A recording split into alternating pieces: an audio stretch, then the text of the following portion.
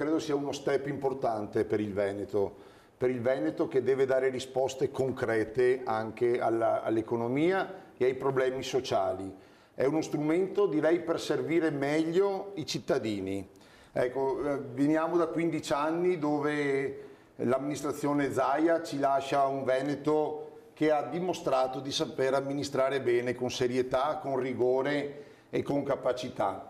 Ecco, questo passo ulteriore che ci auguriamo che davvero si concretizzi per la fine della legislatura segna davvero un mettere le risorse a disposizione dei cittadini, dei bisogni dei cittadini. Dobbiamo passare dal dire al fare.